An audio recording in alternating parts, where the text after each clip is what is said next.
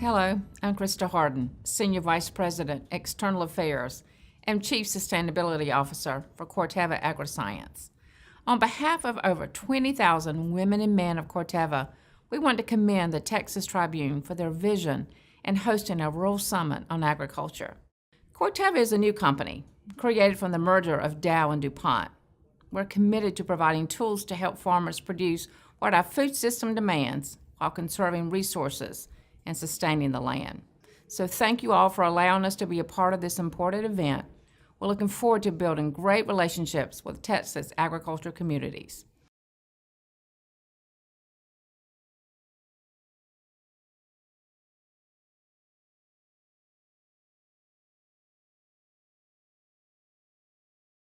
For those of you who missed the video, this panel is sponsored by Corteva Agriscience, which is the agricultural division of DowDuPont.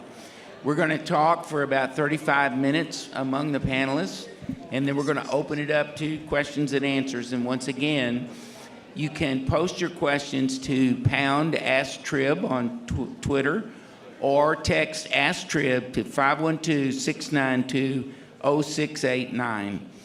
I don't want to sound too much like George Stephanopoulos this morning, but we have a powerhouse panel here for you. On my right is Representative Kacal. He was elected in 2012 to represent District 12 in the Texas legislature. He is an A&M graduate in 1992 and also a graduate of the TCU School of Ranch Management. He is a large-scale cattle rancher, also includes a hunting business on that property, and he was recently appointed to the House Natural Resources Committee. To Representative Kacal's right is Lara Zent. Lara is the Deputy Executive Director of the Texas Rural Water Association, where she also serves as General Counsel. She has a bachelor's degree from the University of Texas and a law degree from Texas Tech. Blair Fitzsimons is a transformational figure in rural Texas. She is the founding executive director of the Texas Agricultural Land Trust. She was instrumental in creating the Texas Farm and Ranch Land Conservation Program. She has been a board member of the Land Trust Alliance, which is a national organization of land trusts across the United States. She is a rancher, and she was named a couple of years ago to the Terry Hershey Women in Conservation Awards in Texas. Finally, Roel Lopez is a director of the Texas Natural Resources Institute at Texas A&M System. He has a bachelor's degree from Stephen F. Austin. His MS and PhD degrees are from Texas A&M in wildlife and fisheries. And Roel is probably one of the most knowledgeable individuals in the state in terms of trends taking place across the rural landscape in Texas. So I'd like to begin with Roel and ask, Roel, we talk a lot about what is happening to the landscape across the rural parts of our state. What observations would you have to start us off? All right, well, good morning, and thank you for the invitation for all of us. I drew the short stick, and so they all wanted me to start. And so I'll start with some basic trends or facts about our state. You know, Texas is comprised of 171 million acres. 95% of Texas is privately owned. And when you look at that 171 million acres, 83%, that's probably a really important statistic to me, is a farm, a ranch, a family forest. 142 million acres of our state is rural Texas. And those working lands, as we call them, provides many public benefits to all of us, whether you live in urban or rural. We oftentimes make that distinction, but really we're talking about Texans, and those Texans benefit from that 83% of the land base. And to sort of tee up a great philosopher, Blair Fitzsimons, she uses the term land infrastructure. And land infrastructure, we've talked about infrastructure in terms of roads, in terms of education, in terms of broadband, et cetera. Land is probably the most important infrastructure in rural Texas. And so with that, I'll turn it back over to Andy. The other issue that I think from a natural resource standpoint is causing a lot of discussion and stress in rural Texas is over water. Lara, we're going to have twice as many people in Texas in the next 50 years as we heard this morning. And yet we've already given permission for more water to be withdrawn from most of our rivers than is actually in them. So what are the water issues facing rural Texans and the people that you represent today? So our members are water utilities that provide service to rural communities all around Texas. Our members are mostly nonprofit co-ops, political subdivisions, and small cities. And most of them are rely on the groundwater supply as opposed to the surface water, as you mentioned. And there's competing interests for groundwater supply. And so that's a challenge. A lot of the cities are looking to the rural areas to get their future supply, and folks who are landowners in the rural areas want to be able to market their water. And so there's a challenge for the rural areas is to be able to maintain some of that supply in that local community so that those communities can continue to thrive and continue to utilize their resource.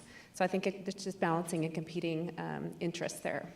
Well, I'm sure most of you in the room know, and all of the panelists know, that in Texas we treat groundwater, which is the water below the landscape, and surface water, which is the water in our rivers and streams, as if they were two completely different substances.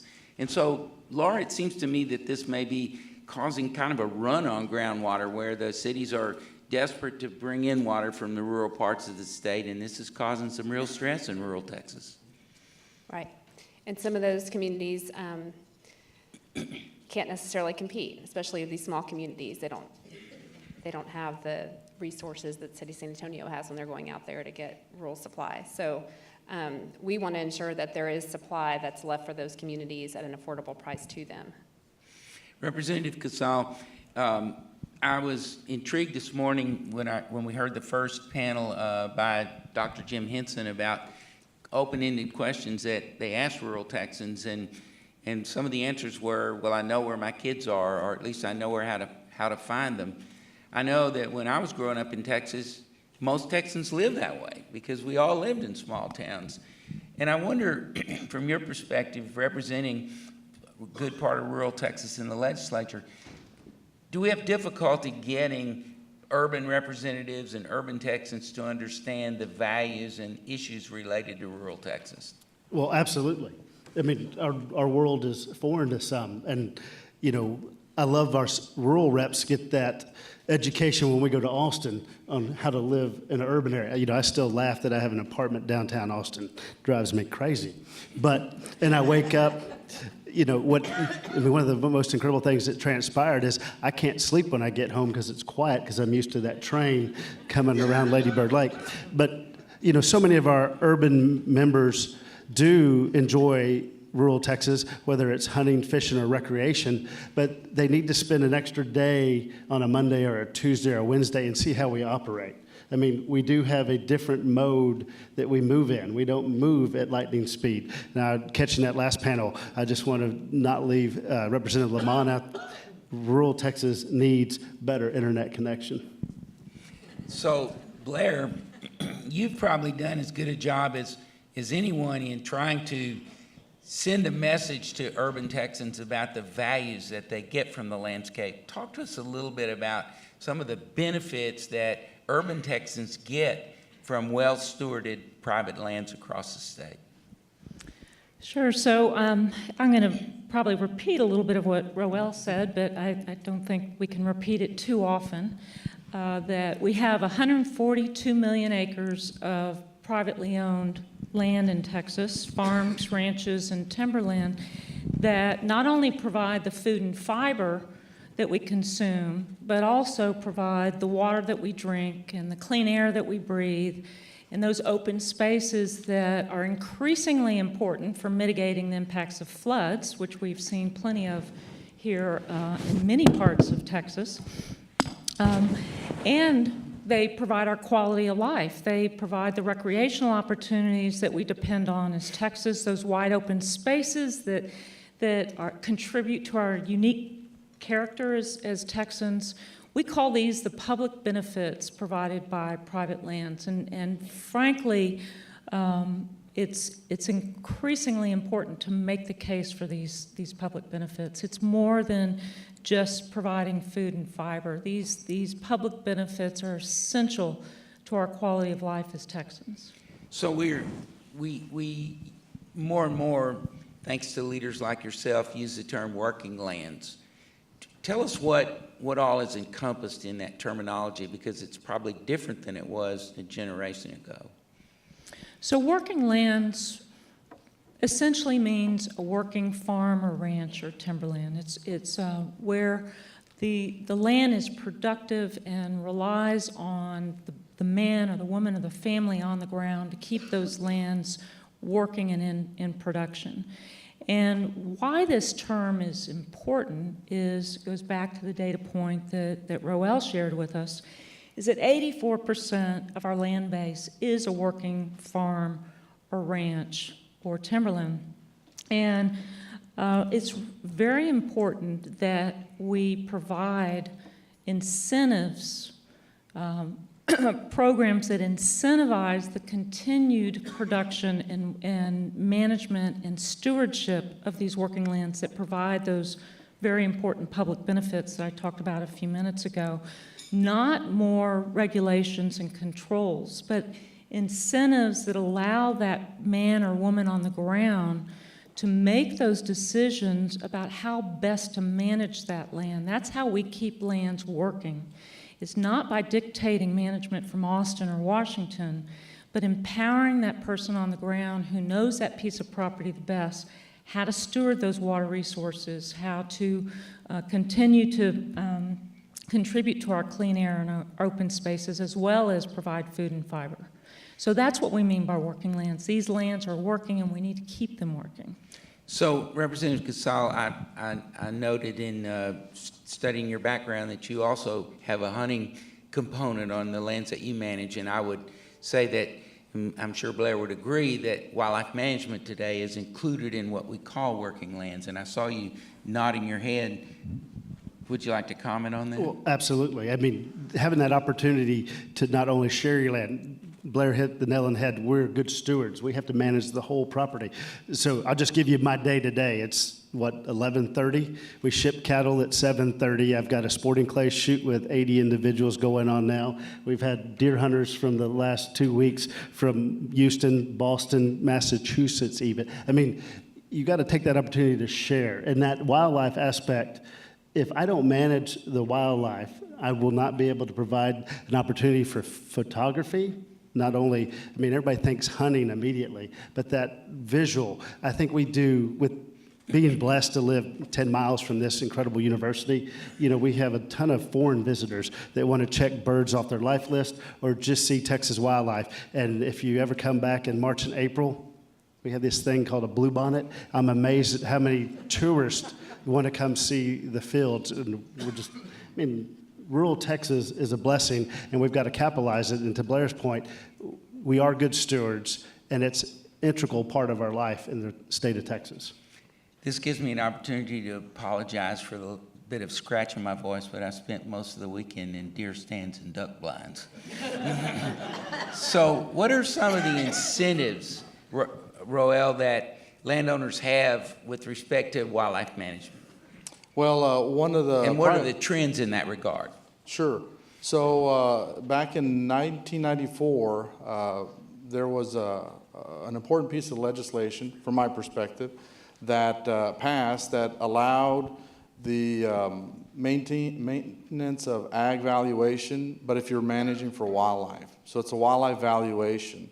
And so that's a tax incentive, if I could use that term, for landowners in managing not only traditional agricultural, but also blending that with wildlife management. And when you look at the trend in wildlife valuation over the last 15 plus years, I think this year we just ran the numbers, almost 5 million acres are currently enrolled in Texas under wildlife valuation. So again, that's just a testament to the interest by by landowners in managing and stewarding these lands in a very broad sense. Well, I would say that's a real success story, going back to Evan's introduction this morning, but it's important to note that probably the requirements of the wildlife valuation exactly fit the definition of working lands. In other words, it's not a recipe for just ignoring the landscape. You have to be actively involved in wildlife management. And I think so, and again, it's certainly something that requires a sizable investment and effort from landowners that choose to pursue that objective. You know, one of the things that's happening in our state is the fact that we've got changing landscapes in terms of fragmentation, breaking up the family farm and ranch into smaller pieces. Ultimately, that can convert that into a non-agricultural use. It could become a strip mall, a shopping center. Nothing wrong with strip malls or shopping centers, but again, it sort of chips away at that land infrastructure that Blair was referencing earlier. And so that's part of our challenge in our state, in rural Texas, is maintaining that land base. Due to the pressures of fragmentation, typically as you get closer to these urban centers, there's greater demand to break up that farm and ranch, and at some point can convert into a non-agricultural use. And so those are some of the basic trends that we've seen in our state in the last 15, 20 years. And as another well-known landowner said, you know, the last crop that we'll harvest is asphalt. And I think that's another real good and important point.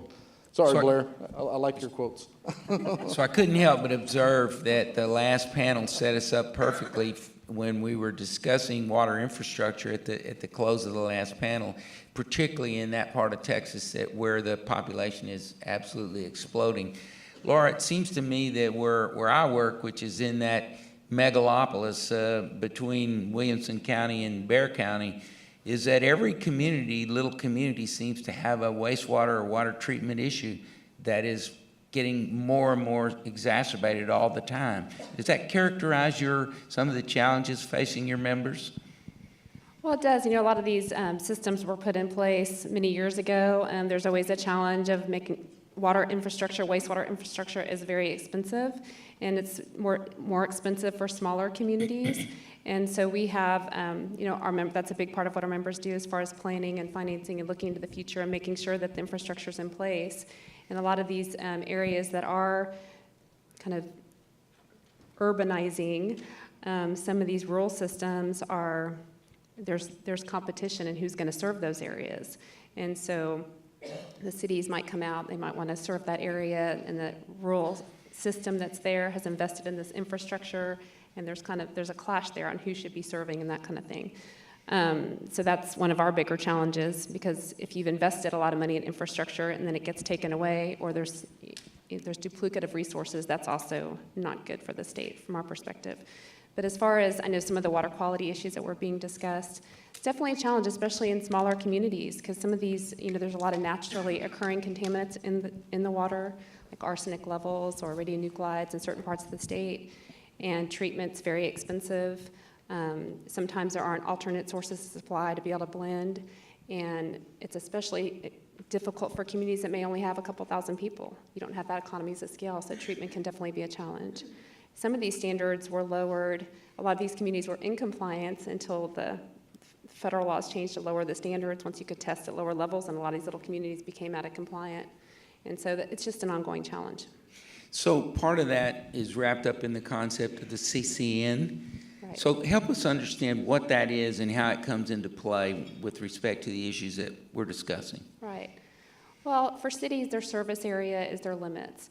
For rural systems, their CCN is their defined service area. It's a permit that's given by the state of Texas. It was the Texas Commission on Environmental Quality, now it's the Public Utility Commission.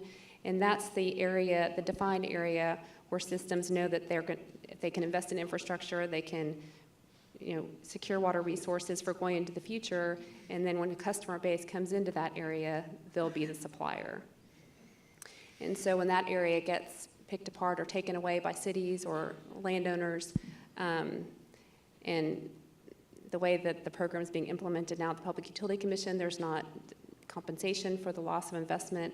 That cripples the utilities. And especially when it's the areas that are developing, where there's opportunity for more economies of scale, it makes it more difficult for them to supply the truly rural areas that the cities are not interested in serving. So that's a challenge that we're facing in the urbanizing areas.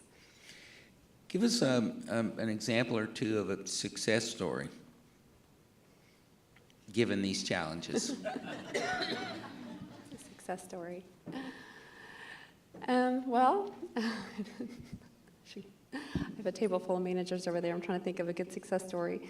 I know up in North Texas, Mustang Special Utility District, there was an area that they were decertified. There was a small city that was wanting to take over some of their service area and kind of made a deal with the developer that they couldn't refuse. I don't know if it's a success story, but Mustang had the capacity, the water, the ability to serve up there, and they were able to work it out. They were able to work it out to where they stayed in their service area. But I don't know if that's what you're looking at. Representative, looking forward to the upcoming session, those of us in the water world keep hearing that the legislative attention to water will be dominated by post-Harvey issues. Can you comment on that? Is that a fair prediction? That is a fair prediction. We know Harvey is lingering out there, and we need to take care of that. But we've pushed the envelope so far in House Natural Resources last session, and we fell short on getting a few bills to the governor's desk. The committee as a whole was an incredible group that Speaker Strauss put together. And, my hope is that most of us get to get back on that committee. That's the question. Who will be on House Natural Resources? We pretty much know what the Senate committee will look like, we're assuming. But let's hope we have the same type of leadership, free thinking. And if you look back, you had such a large number of rural members sitting on House Natural Resources, which made a lot of sense. And I would hope that we get back and continue the path we were on for Texas. So what are some of the priorities that almost got there last session that you think we ought to be able to push over the goal line this time? Well, if I don't get in trouble, I'll just say they all have the same bill author's name on them. Yes, we're familiar with that. We're familiar. But those, were priorities of the state. We've got to start looking at aquifer storage and recovery. We've got to focus on conservation. Water is the key to our success. Why don't you explain to the group what aquifer storage and recovery is? So when we talk about conservation, and this is layman's terms, we've got experts to my left, but being able to take water today, as you've watched it come from the sky, as it fell in Harvey, I'll quote my good friend, we let billions of gallons go straight into the Gulf, or if you want, run through people's homes in Houston and surrounding areas. To be able to capture that water in our rivers and store it underground, refill our aquifers, there's only certain geological parts of the state that it works really well, but we've got to identify them, and we've got to be able to put that in place. And when you're on House Natural Resources, it always comes down to the science, and we argue about it. We need to get together, agree on the science, and then we need to utilize that for the future of Texas. And aquifer storage and recovery is the key to me, because you can put that water underground and you're not losing 25% to evaporation every day. Surface water is problematic because as it's 31 degrees in the morning in College Station, Texas. It was snowing this morning if you were out early, which is beyond. But it'll be 105 on Christmas Day. Right.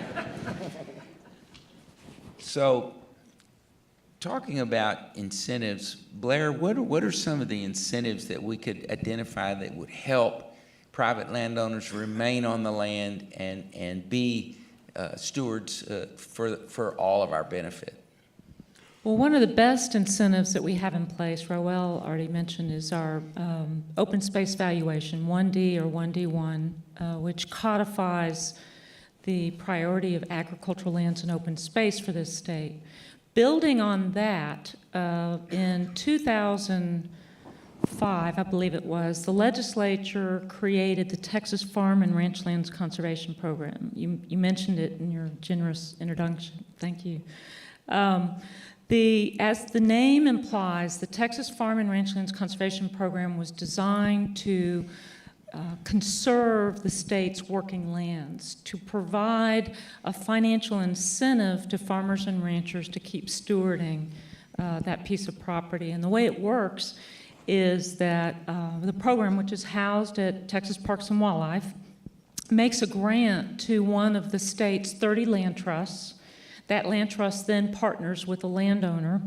The landowner pays the landowner, buys the development rights from the landowner and retires those rights, meaning that that piece of property can never be developed for non-agricultural purposes ever. It's in perpetuity, thereby protecting the agricultural productivity of the land. Now, there are other programs in place on the books that are more environmentally driven, and there's some good programs out there, but this one specifically was designed to help conserve our working lands, our farms and ranches. So it's a real good example of providing a financial incentive for a voluntary program that landowners can choose or not to participate in or not. And I know that it's true that all landowners are not in the position to donate conservation easements over their properties, which protect them from development. So a program like this, which provides some financial assistance, becomes very critical, particularly for long-time, multi-generational families. Correct. So the Texas Agricultural Land Trust was created by statewide agricultural and landowner organizations to partner with landowners who choose to do a conservation easement and permanently restrict development. I would say 7 out of every 10 phone calls we get is from a landowner who doesn't have the wherewithal to donate a conservation easement, which is a charitable deduction taken against your income taxes, but needs to sell a conservation easement. They want to permanently protect that property to keep it working as a farm or ranch, but the only way they can do that is to sell their development rights. So it's really important, it's a priority for our organization that we continue to fund not only the Texas Farm and Rangelands Conservation Program, which has a $2 million appropriation every biennium, and that goes in a heartbeat. It's been, the legislature's re-upped it twice, and I think it's leveraged 16 to 1. Right. Roel serves on the board of that program. So it's not only important that we keep funding that program and increasing the funding for it if we want to meet the legislative intent to ensure that we've got a future of vibrant natural resources and water resources and open space that the program helps protect. But we need to increase the funding, and we need to find other sources of funding. So, speaking of, isn't there the opportunity for land conservation funding through the Clean Water Act? There is. It's a program that we've been working on for a while. There was a bill in the last session that went through natural resources that succumbed to the same fate as some of the other programs that Representative Kacal just mentioned, had the same author. This bill would have enabled water utilities. It's a complicated program, but this is in a nutshell. Enabled water utilities in exchange for funding land conservation, either a conservation easement or other innovative programs that provide for water quality protection. In exchange for doing so, they would get a lower rate on their federal Clean Water State Revolving Fund loan. And this, the idea came from a very successful program in Ohio that we put together a steering committee and studied the program for about 2 years, and hope that we can get this going. We'll maybe make another run at it. Who knows? So to get off land and water for a minute, I want to go back to Roel and ask one of the most interesting trends that I've seen you tracking through your work is in the development of wind energy across the state. And I think it would be interesting to hear what you found with respect to the expansion of wind in Texas. Thank you, Andy. So, energy development in our state's obviously very important. It's an important economic driver. And one of the challenges with energy development is sometimes some of the challenges or impacts that it brings along. I mean, that's just kind of the reality. And so just looking at wind turbines, in 2008, there were a little less than 4,000 turbines. This year, there's approaching almost 14,000 turbines. So the number of wind turbines in the last 10 years or so is pretty sizable. And that's good on one hand, but then the flip side is addressing issues with transmission and some of the issues where landowners may not necessarily be very open to that if they're not, obviously directly benefiting from that. I think the lesson for me in that is that all forms of energy have some impact, that we can't really say that there is a form of energy production that doesn't impact the environment in some way. Right.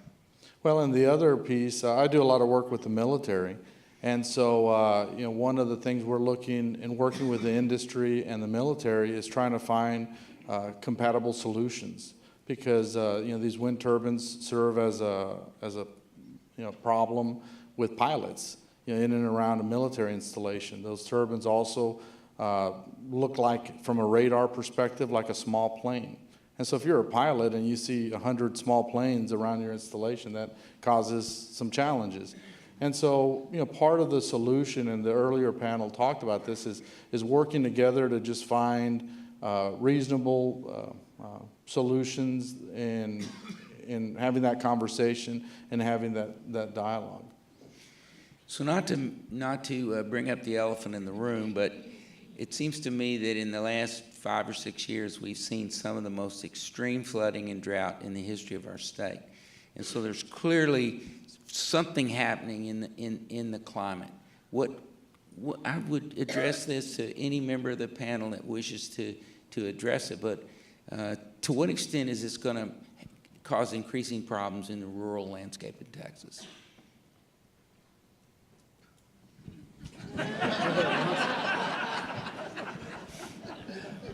I won't jump out there. Well, I will, I guess. I mean, I remember 1994, this time, for Aggies, we had Bonfire built. It rained 19 inches of rain in one evening, and Bonfire twisted and fell, and we had to rebuild it. But at the same time, I went to dinner at 6 p.m. with my wife and came back and had the entire ranch underwater, which consisted of 400 cows. And I mean, it was a nightmare. I was up on a boat all night, but never here nor there. What is the impact of the amount of concrete we're putting on the ground that we can't sustain? I know we flooded earlier in the week because Carter Creek flooded, not the Navasota River that's coming from the watershed above and runs into the Brazos, but everything coming off just Bryan College Station. So is it environmental impact, or is it a human impact and too much concrete, and are we moving the water the right direction? And I'll add to that, Kyle. I think oftentimes we try to find the solution via an engineering approach or what have you, and obviously that works in a lot of ways. But there's some benefits to maintaining just impervious or surfaces like a pasture, like a row crop, and so forth that can serve to capture those type of floodwaters or heavy rain events and push water into the ground. And so, in essence, rural land can serve as an alternative to, flood mitigation. I would Resilience. suggest. This is where we make our case for aquifer storage and recovery again, right? That's right. Or for protecting open space to mitigate the impacts of floods and storm surges. I'm not the data scientist. I'm a rancher by background. I leave the data crunching to my partner, Roel. But I think anybody who spends time driving around rural Texas like I do, you can just observe what's happening in the landscape. And that is these places getting cut up into smaller and smaller pieces. And I remember when Texas Land Trends came out, or when I first got involved with it in 2005, and we had just done a data update, and I took the data and presented it to some of the Farm Bureau members, and There was a fellow from far west Texas who said, oh, no, we don't have fragmentation in my part of the state. And I went back to Roel's shop and I said, run the numbers for his part of the state. And we took it back and he said, my gosh, there's fragmentation going on in my part of the state. It's happening all around us. And the result is that these properties get smaller. They're no longer managed like they were. The water is not seeping in, it's running off. And so we get these tremendous flooding events in Blanco or down along the coast that we didn't used to see. And it's deeper than just land getting cut up. It's families leaving the land, it's estate taxes, it's just the whole ball of wax when it comes to rural lands. And we're seeing the impacts in the flooding.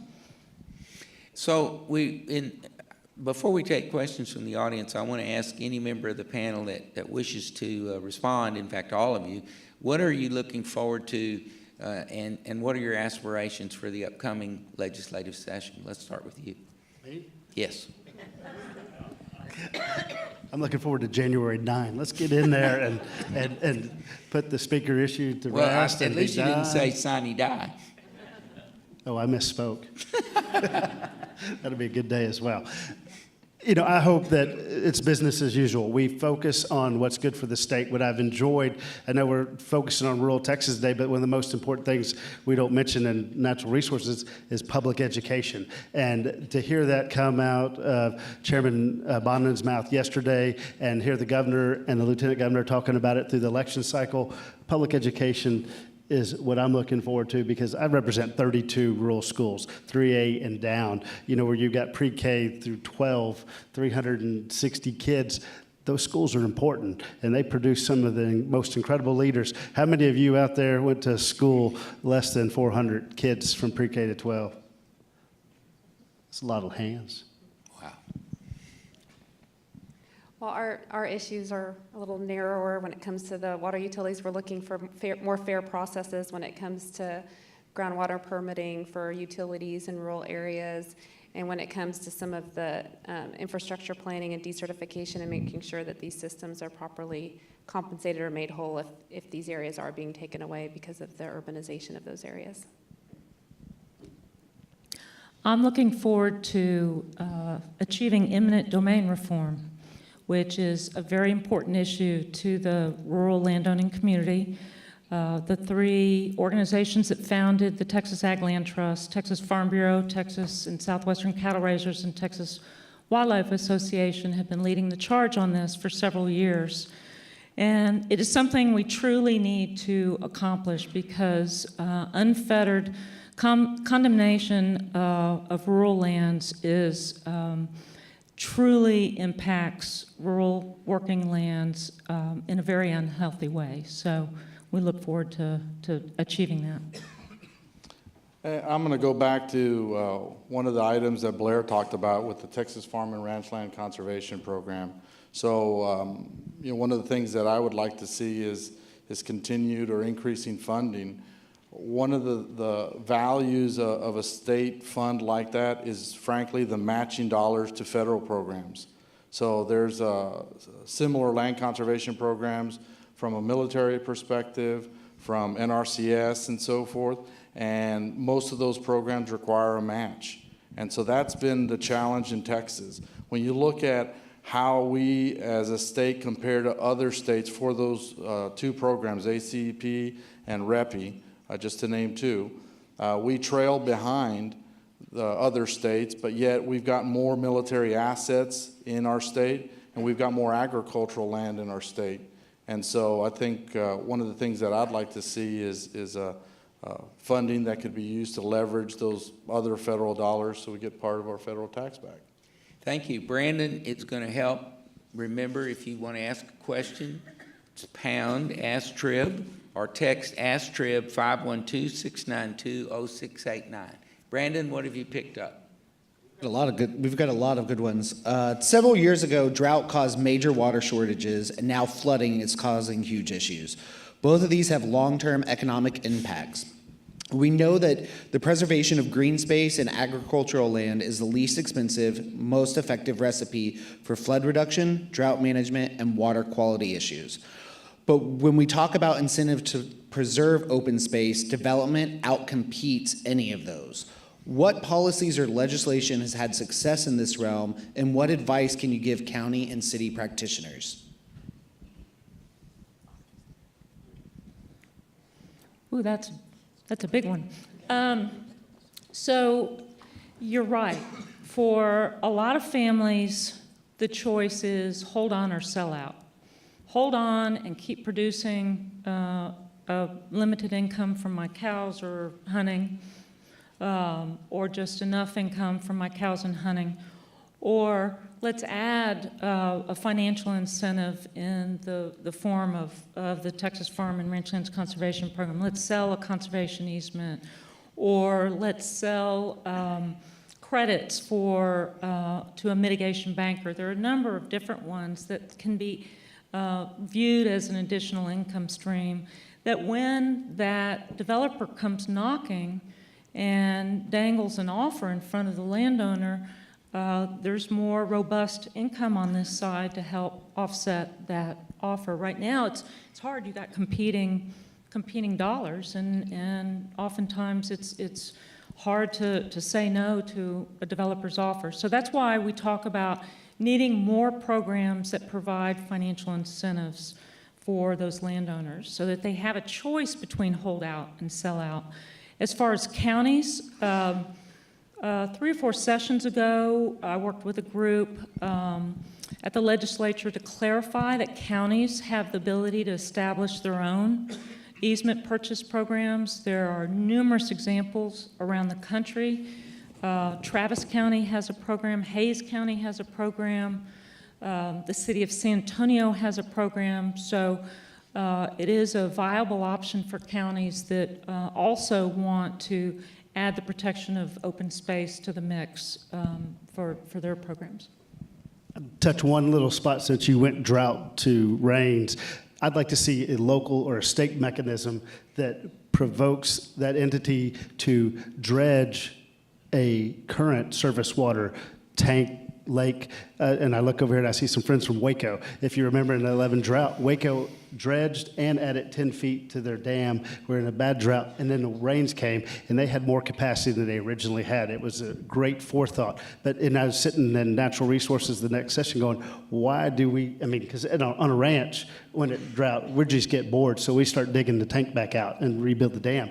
But that's a mechanism that could be put in place to capture more water and try to alleviate some, because it's not, we're going to have multiple facets to control this water, and that's one way that should be helpful. I can't help but follow up on the last part of that question, which was related to local officials and Blair's comment about Travis, Hayes, and the city of San Antonio. Those 3 local jurisdictions have spent more money helping landowners protect their property than the entire state and federal government combined over the last 20 years in Texas, all at the local level. How is the explosive growth in fracking and in the number of oil and gas pipelines affecting efforts to protect agricultural lands? Do we want to be pessimistic or optimistic? To Blair's point on keeping the ranch in the family, it's why it's so important to do the eminent domain reform so we can get the right price or establish a working model so that the dollars are shared with the landowners so that land does stay in ranching or agriculture purpose. I think that's one benefit we got to look at. Absolutely. So if the landowner's land is being impacted, they should be paid the fair value of that impact, right? And then once that's done,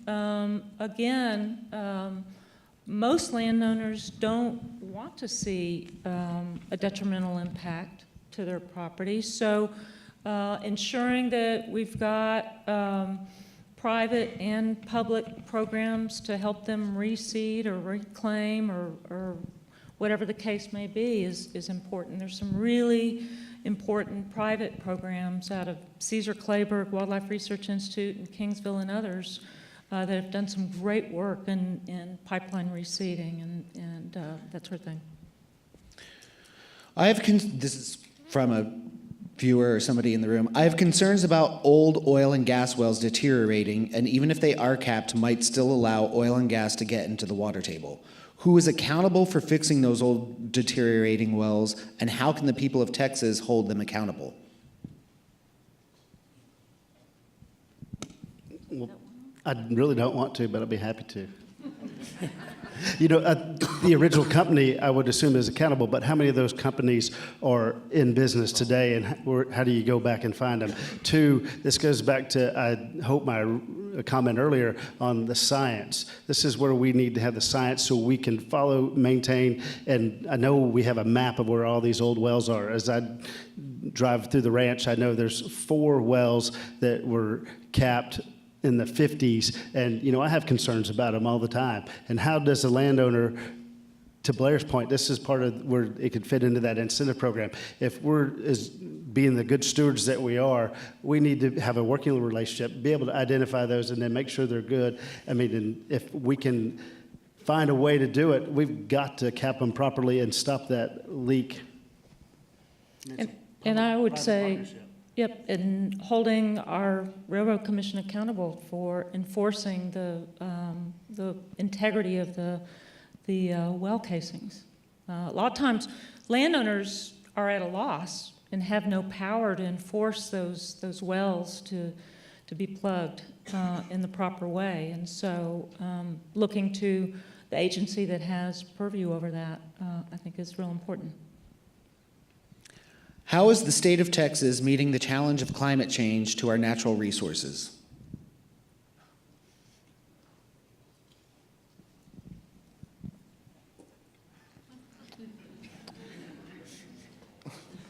Don't everybody jump Not up everyone at once.